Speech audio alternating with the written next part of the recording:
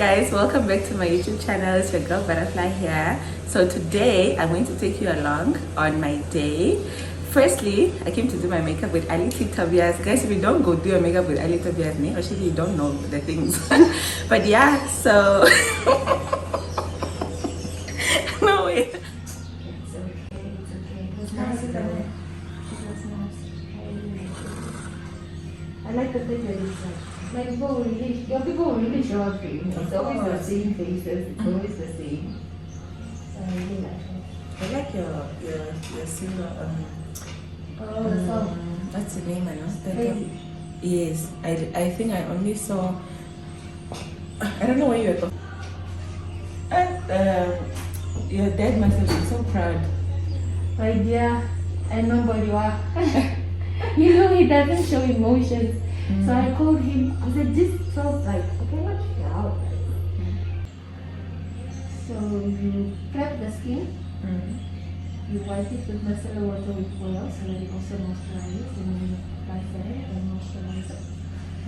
Depending on the client's skin, sometimes you have to use milk or magnesia, so depending on the weather also. Because it makes the makeup last longer. Then you apply foundation on your whole face.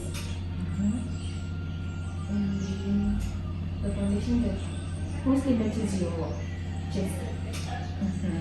Mostly.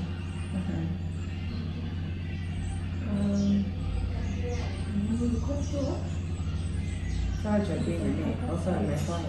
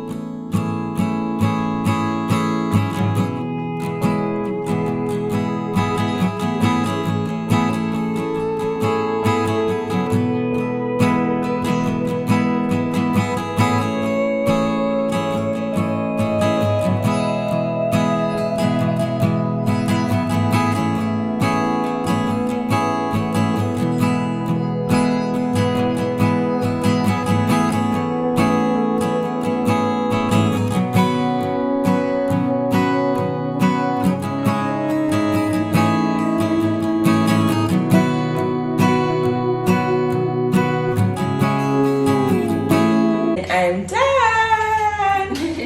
Makeup so lovely. Oh guys. Oh, I'm crying. I'm still crying. Let me see. Let me got so bad because you can brush your makeup.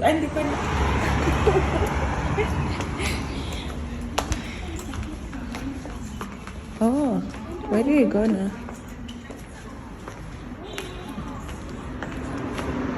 Is there someone? Hi. How are you? Nawa? Natuke Penny? Oh, fine.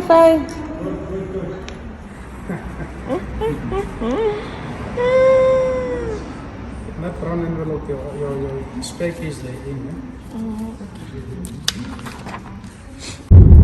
I'm driving to go to the Mother's Day event. So excited, guys.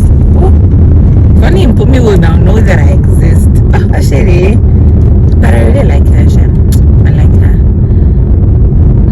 Drum boss, here we come. And I didn't go near the right person.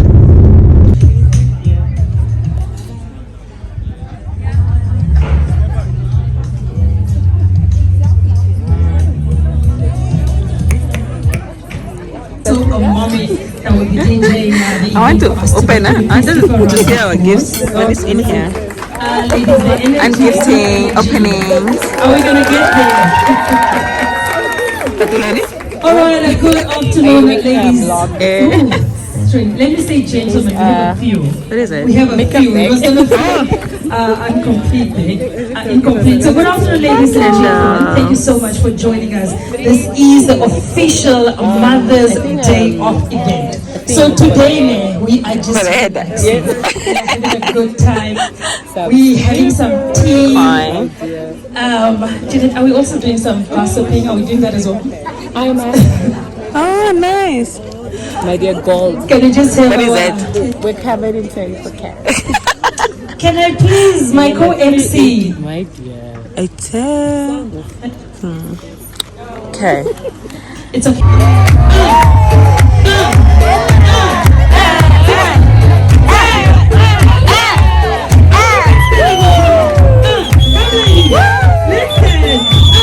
Whether the child slept next to you in a co-sleeper, whether they slept on your head, whether they slept in the other room, the child still slept. You understand? At the end of the day, what it boils down to is motherhood is a choice. It is a choice to choose to nurture. It is a choice to choose to love. And it is a choice to choose to support. And it's rough, ladies. Motherhood is the only job that you have that they never pay you for what you do. But when you don't do it, highball. They will be the first person to call you out. Where's dinner? Mommy, my school uniform isn't washed. Mommy, But all the days it was done, nobody said anything. But the day that it is not done, that is the day people comment. So ladies, this afternoon, I want to encourage you with these few words. Whether you have adopted a child, whether you have inherited children, as in your husband maybe had children before you met, and now you are mothering those children, whether you had a baby and unfortunately you lost the child, I'm so sorry for your loss, or whether you miscarried that child, I'm also very sorry for your loss. At the end of the day, the title and the right that you have to call yourself a mother is because you choose to be one. So happy Mother's Day, and I hope that this day will be filled with love, will be filled with joy, and you will know without a shadow of a doubt that you are the babes that you think you are. It was really gutting because it was too close to the end. It was a hard time for my husband and I, but then again, I'm so grateful because even when Tata lady. Only mothers really understand other mothers. Yeah. No matter how involved your husband is in anything, you just can't choose. Ladies and gentlemen, please put your hands together all the way from South Africa. Mpoomy! DJ, let's go. Time.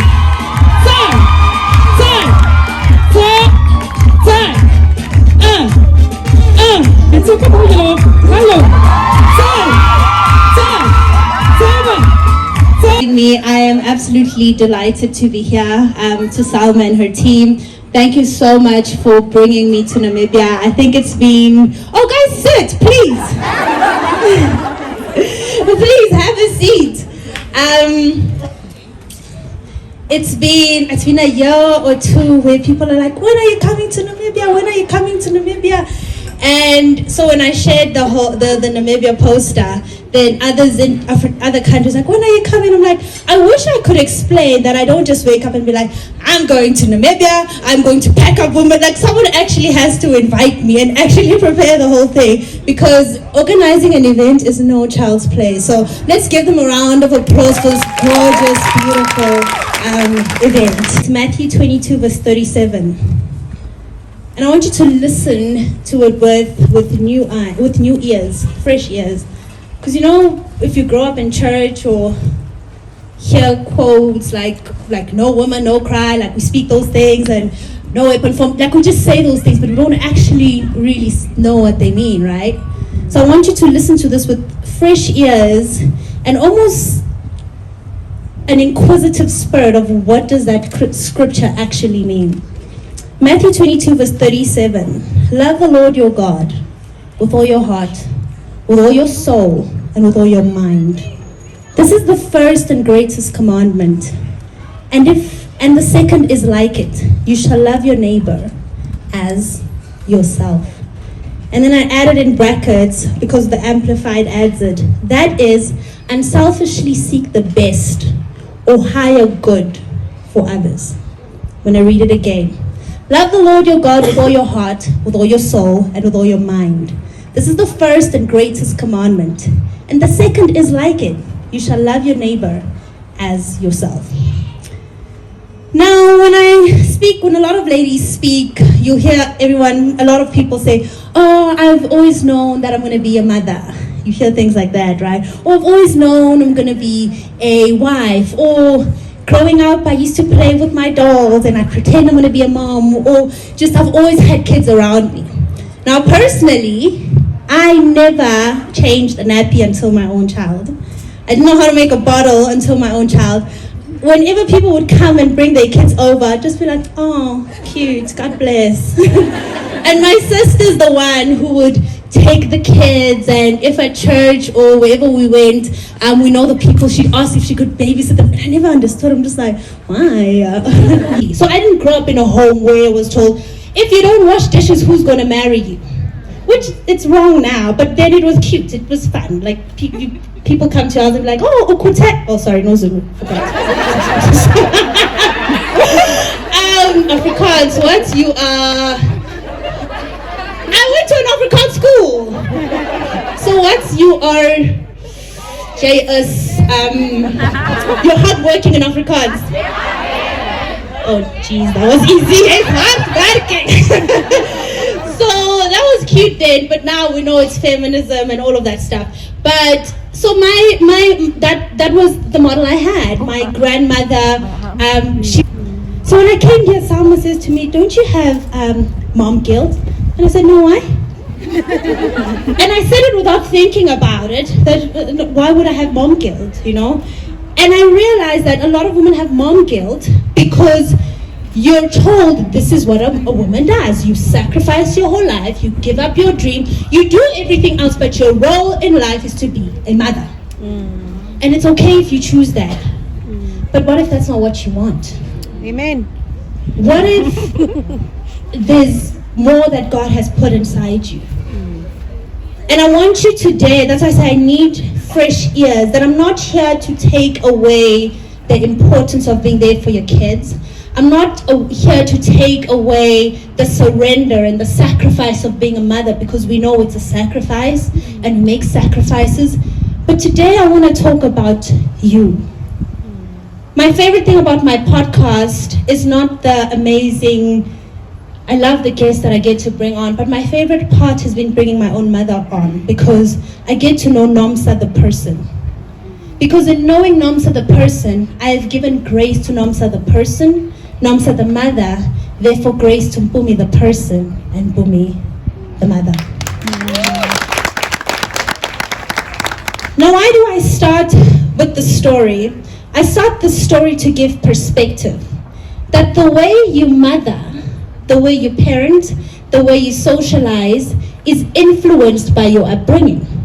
Maybe you had a clingy mother and now you're more relaxed mother. Or maybe nobody cared for you and now you can't bear the thought of leaving home to go to a 3-hour event. So there's always these extremes, right?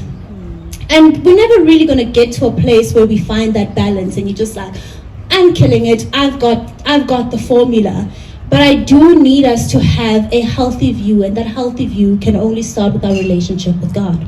I'm reading a book, and this lady's doing research, Brene Brown, and she's doing a research on people who live wholehearted lives. And everyone she found who lives a wholehearted life has a foundation of spirituality. Not Christianity, not Islam, not religion, but spirituality. And what is spirituality? A connection to other people and an understanding that there is a higher being, there's a bigger purpose than you. So that's why I opened with scripture. Now let's unpack Matthew 22. Number one, it is important to recognize that when God created heaven and earth, there was an order. There was an order. Nature works in order. And in essence, in order for us to understand how things are supposed to be, whether we like that or not, or we're comfortable with that or not, we have to look at nature and how it plays out. Summer does not fight with winter. Winter does not fight with autumn. Each season knows when it's its time, and it plays its part, and it moves when it's no longer its part, right? So the order of things. Love the Lord your God. Now I'm here to speak about motherhood and mindful mothering and all of those things I took note of, and we're going to touch on them. But I want us to understand the order of things, because we think that you have to love your kids first. You have to give up yourself. And to a certain extent, considering my upbringing and my non-desire or desire to have kids, and when my husband and I met, we spoke about kids, but it was always a clear thing that even if we don't have kids, we'll be fine. If we have kids, that's great, but even if we don't, like, it was always a fine thing. So when I had a child, it was a surprise, and it was a beautiful surprise, and I really, really loved it. But then somehow I also fell into that thing of I have to give up everything. I don't know if it's hormones, I don't know if it's just what life does to you or the pressures that we see on social media, but that thing crept in. And I remember one day I was about 6 months pregnant, and I said to my husband, I'm closing down my salon, I just want to raise this child, because deep inside I felt like I had nothing left to give. My only purpose was to raise this child. Now that festered into an unhealthy depression, because just because you put away your dreams for something important does not mean those dreams go away. Instead, they sit right here and they become bitterness. They become resentment. They become depression. They become anxiety. They become all these things that we don't want, right? And that's what's happening with a lot of women. It's nice, it's pretty, it's fun to dress up your child, but then you're angry. Why are we so angry? Because God has put purpose inside of us that we have neglected because we are focusing on one of the other purposes that are inside us. Going back to the order of things, God says, love the Lord your God. And he starts there. And he says you love him with your heart, your soul, and your mind. The heart, what is the purpose of the heart? The function of a heart is to pump oxygen blood, and it keeps you alive, right? Blood that has oxygen keeps you alive. So what does that mean with the first thing that God instructs us to do in order to be well? The first commandment, the most important thing he instructs us to do before any other sacrifice and any other purpose and any other thing is that love me with your heart. Love me with the reason that you are alive to love me, in essence. The reason we are all here today is that we are here to love God. The very essence, once your heart starts pumping, then you're done with your purpose here on earth. And so what is God ultimately asking of us? Sacrifice everything to me. That's the first order. Love me with your heart. And then he says, love me with the soul. What is the soul? The soul is the seat of memory, feelings, imagination, desires, affections. Basically, it's the interest of our being. When we were created, God didn't create our body and then put our soul or then create the soul. The body was molded, then he breathed the soul in. That essence, that makes you you, that lasts forever, that you take with you to eternity. He says, love me with that. That's ultimately everything. What are you thinking of? What are you desiring? We sometimes want to kick our desires and our dreams, but that thing, God wants you to love him with that very thing you're pushing away and sacrificing for other people. Sacrifice always sounds beautiful until you sacrifice what God has asked you to do. And then number 3, he says with the mind.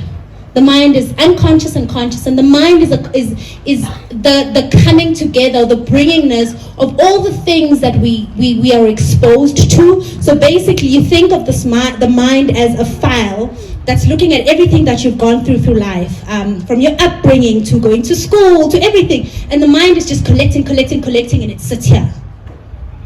And your new experiences, and the mind is collecting and collecting. Now God says, love me with that too.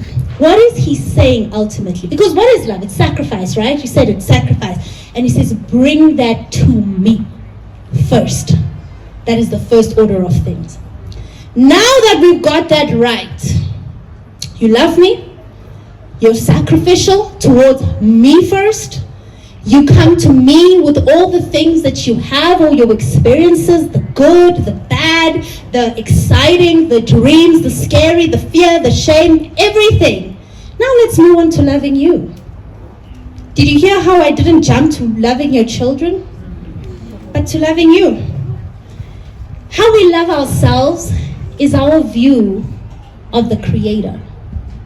Now that was a hard one for me because I had to sit down and think, okay, where am I on the self-love thing? And what does it mean for my view of the Creator, or my God, or your spiritual relation, your spirituality, right? And it shows in how we love other people.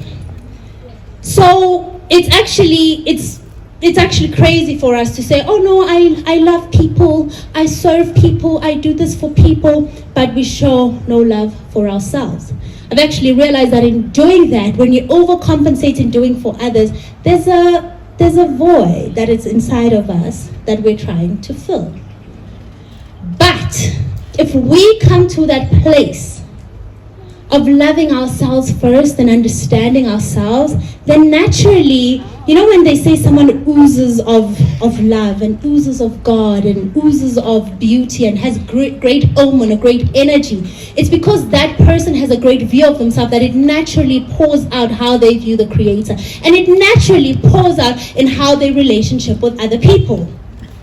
Is there kindness in how we're loving ourselves? Is there compassion? Is there discipline? Because how do we speak of self-love if we don't speak of discipline? Jay Shetty was speaking to Ryan Holiday, and he was basically saying that there's almost two extremes, right? There's people the people who have discipline, like the athletes, they need the discipline to not be so disciplined, right? And then there's the people who just really need discipline. And now the funny thing is now the world is going for this angle of we just don't want to do anything. Like we're looking for the ease of it. But in essence, people who do everything they want are the most unhappiest and unhealthiest people. Right? Am I wrong? Well, think of a drug addict, right? You start off, it's fun, it's cool, it's the vibe, it's great times.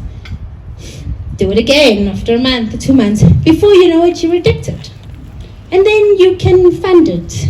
And then eventually you can't fund it. And then eventually you're stealing from your family. Eventually you lose your whole family. But it started as what? As a lack of discipline. Now that's an extreme. It's a lack of discipline because it was fun. You were giving yourself, your flesh, whatever it needed. But eventually it destroyed your whole life. But also another extreme is neglecting your family, neglecting those things, neglecting your love for God in chasing after things. Ecclesiastes speaks about how everything is ultimately useless unless you love God. We can wear these dresses, parade and jump and do all the things, but ultimately, if there is no love for God, if there's no purpose and eternity in us, honestly, it's all just a show. Thank you. So I was just asking, is there kindness, compassion, discipline in how you love yourself? I believe self-love is an umbrella term for different acts of love that we perform for ourselves, right? Because we can't just put a blanket statement on this love. So stay with me, I'm going to unpack it. Here's a golden rule when it comes to loving yourself. It has to start with self-compassion. And that is to treat yourself the way that you treat others. To respect, to love, to protect, and to care for yourself daily. We naturally think we do it for other people, but then we complain at the end of the day because we're exhausted because we're not doing it for ourselves.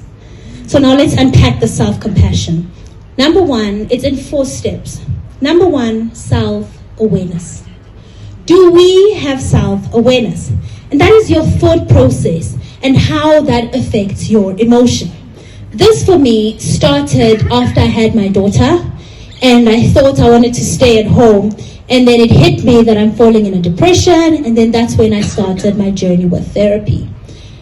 And in therapy, I realized that my biggest issue was not so much that I want to give up everything, and my biggest issue was not so much that life felt like it revolved around my child. My biggest issue was that I lacked identity. I had no idea who I am. Now, when people talk and we talk about self-awareness, we think it's people who are just floating and are just getting things right every time things are done from A to Z. It's perfectionism. No, it is actually far from perfectionism.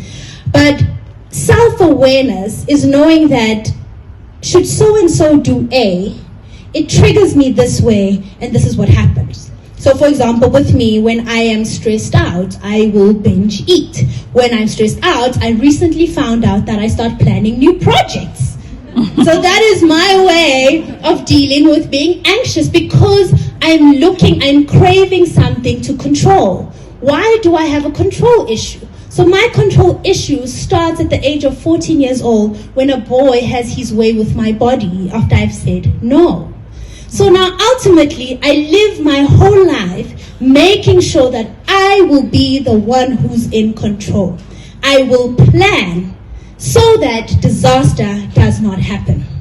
But what do? We clap for that, because that's what society does. We look at things and it looks shiny. Oh, what a planner. Oh, what a perfectionist. What a oof, oof, oof. But where does it come from? And now you're shutting down on yourself and thinking, if I could be just like her, if I could mother just like her, if I could talk to my kids just like, but you don't know why. You have no idea why I don't shout at my kids. I don't shout at my kids because when I was young, whenever somebody would shout at me, I'd feel worthless. I'd feel like I have no voice. And what is my main goal in life? Control. A voice. Because someone took my voice away. So now you look at what I'm doing with admiration, and you disregard everything that is part of your story because mine looks inspiring. But you don't know what's the root of that. Self-awareness. Are you aware of who you are? Why do you make the decisions that you do? Why do you choose naughty corner instead of a spank? It's not because the police said so, trust me. Your kids are not going to call the police. And we know there's still people who are spanking their kids. But you're not stopping because of that. Why don't you shout at your kids? Or why do you over-discipline? Or why do you under-discipline? Why do you show up too much? Or why don't you show up? Or whatever it is, the point is not there's no end goal per se, but it's that self-awareness of understanding that when my daughter throws a tantrum, this is why it triggers me. Or when I have a date with someone and they don't show up, this is why I get so hurt. It's not that you want to change everything and change yourself so much, but it's to understand and be aware of who you are. Now, I had a thing where I because I'm a planner and because I'm an A-type and naturally I just want things a certain way, right? I thought that I could work my way and mold my way into this character or into this person that is palatable for everyone. But that's not possible. And I also read something that speaks about fitting in and belonging. We think we want to fit in, but ultimately we actually just really want to belong. And what's the difference? Fitting in is saying, I will squeeze into this dress, I will do these nails, I will talk this way, I will speak about this, and I will be poised this way, and I will choose this career, and I will mother this way, and I will go to this event, so that they can see that I am part of. I'm tired just saying it. Belonging is I show up just as I am. Just as I am, I can show up. The self-worth. Now we get to self-esteem. So I get a 10 for self-esteem. And I realized this morning that, okay, so I don't have a self-esteem issue. No. That I'm very confident. My father made sure that I'm a confident young girl. My father put me on stages, and my father believed that if I touch anything, I could. If I'm going to be a singer, I'm going to be the best singer in the world. If I'm going to be a designer, a doctor, whatever I do, my dad made sure that I know that by just showing up, and because of my work ethic and the way I carry myself, I will be the best in the room. So I've always known that, and I walk confidently with that I am the best in the room. Not in comparison to you, but for me, I'm the best in the room, right? Yep. So I don't have a self-esteem issue. But now what is self-esteem made of? This is where it got tricky. So self-esteem results from self-worth. So this is where I get the 2 now. But it also comes from our qualities and our achievements and being content with what you do and how you do it. Discipline. So I don't have a discipline problem. I have an over-discipline problem. I don't have a commitment problem. I have an over-commitment problem. To the point where if nobody else commits the way I do, it's a problem. It's just like, why do you lack so much commitment? So as a result of my discipline and my commitment, which is a beautiful thing, sometimes it bites me in the thing. But ultimately, you cannot fail materially if you have discipline. You will have the body. You will have the money. You will have the house. You will have the bag. You will have the thing. Honestly, guys, it's simple. If you whatever you desire, I'm not saying it's going to bring you all the joy. I'm not saying it's going to bring you contentment, but you can have it. You just need to be disciplined. But then you get a lot of disciplined people. You get a lot of people who have things and have achieved and do well, and who are extremely unhappy. And why? Self-worth. So my self-esteem carries me, and it gets me somewhere, and it's amazing. But you know where it gets exhausting? Is that then I don't stop proving, because I have no self-worth. Now if you've got self-worth and you've got self-esteem, it's nice. Congratulations, because you are showing up for yourself through acts of discipline, through habits, through taking care of yourself, through going to your therapy, through doing what you need to do. And also, you know that even if I skip a week, I'm still worthy. I personally cannot skip a week of routine. If I skip 1 week of routine, I have an anxiety attack. And that's not even a joke. It's a real thing. That if I skip 1 week of being out of routine, I feel my chest jumping out. Because what do I feel? Out of control. Self-awareness.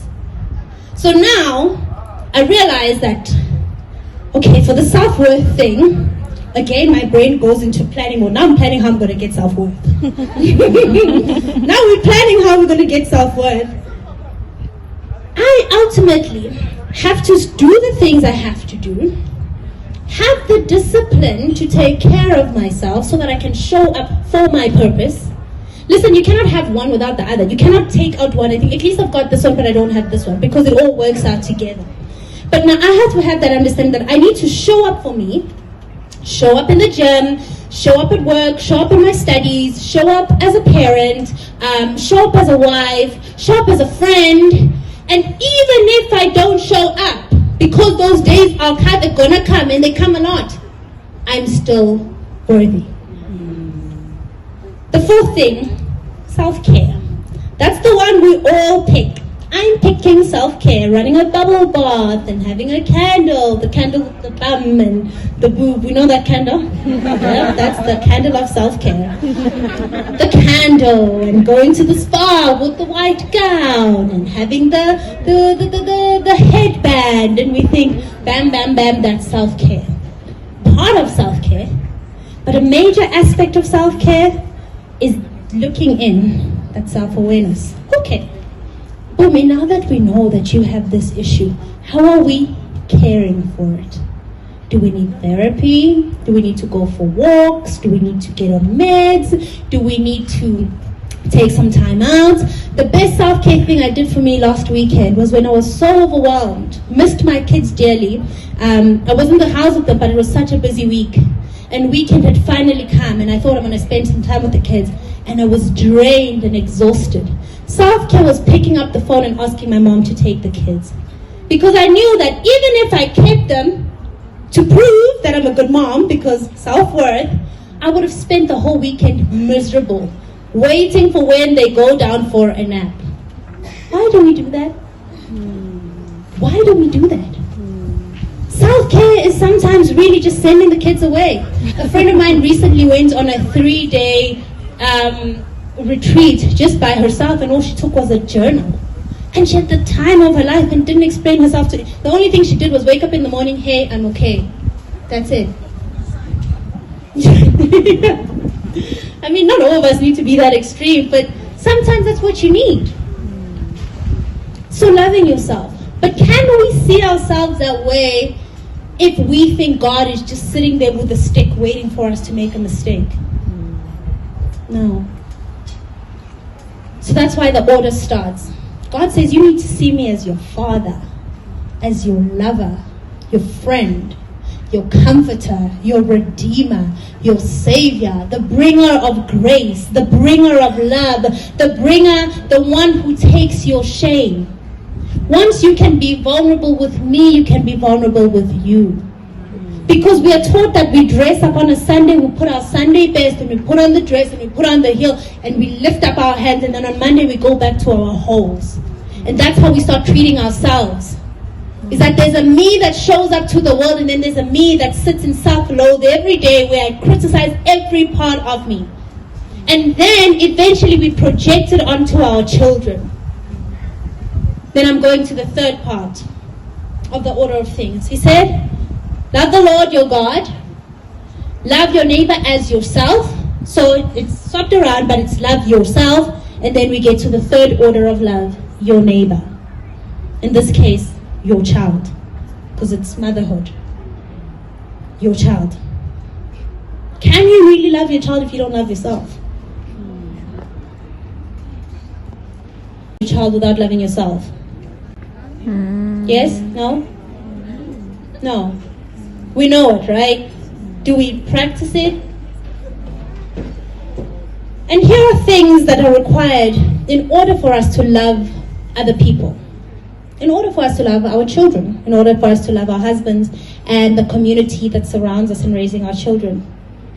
Healthy relationships require honesty, trust, respect, and open communication. Healthy relationships require honesty. They require trust. They require respect. And they require open communication. Now let's bring it to our children. How many of us are honest with our children? Lisa, baby. When your child came to you and said, Mommy, what's this? What did you call it? A vagina and a penis. Who called it a nunu or a nana or a pinky? So we've got an honesty problem. Because it's not a nunu and a nana and a pinky. It's a penis and a vagina. Or as Zani, my son, would say, he's penisy. He's a penis. Honesty. How many of you, when your child asks you and says, Mommy, what's wrong? And you say, oh, nothing, baby, I'm fine. And you put on a smile and switch on a TV channel. Lack of honesty. How many of us say, Mommy's quickly going to do that, but Mommy knows very well Mommy's going out with her friends. How to even sneak out of the house, bro. Mommy has a meeting. Say, go get your shoes Mommy's and then you at run away. We're working. That's me, guys. So if we can't be honest about things like that, how do we expect our children to come and be honest with us when a child at school touched them? Or how do we expect our children, once they I'm not a teenage mom, so I'm speculating and I'm just speaking. How do we expect for our kids when they become teenagers to be honest about how they feel? Because adolescence is all about feelings and tantrums and all sorts of things. But if the relationship of honesty has never been cultivated, because mommy's always fine, so why in the world would you not be fine? That means you're not good enough for mommy. That means you must go back to your room, do what you need to do to cope, and then come back and then pretend you're fine, because that's what mommy always is. Mommy's always fine. And I'm not saying you have to tell your children, or we have to tell our children all the gory details of our lives. Our priority is to protect our children. Right? But there's protection and then there's just dishonesty. And there's just like a lack of communication. There's just a lack of willingness to be vulnerable with our children. So we have to be honest. And I start with honest because I think especially there's a time when our kids challenge us from the age of 1.5. Oh, bruh. We're in that stage. And still counting. How old's your child? 6 and 3. Yeah, me and you are in the same boat. And it's challenging. And so we're doing this gentle parenting thing, but sometimes I see it leave my soul like that. It's like, I don't need these things that I learned in the magazine. But the reasons they challenge me is because they are mirroring what relationship I have with me. Why can't I tell my child that I'm not okay when she asks what's wrong? Why can't I say, Nana, I would love to play with you right now, but mommy's not feeling well. Mommy, what's wrong? No, mommy's just feeling sad. Why can't I say that? Because I've learned that in order to cope in my workplace or wherever, I need to constantly be okay. So I've taught myself to always mask my feelings. Therefore, I am masking it with my children, and therefore I'm teaching my children to be dishonest people. So we have an honesty thing as a nation. Not because we like lying, but because we don't want to feel shame. We want to appear as though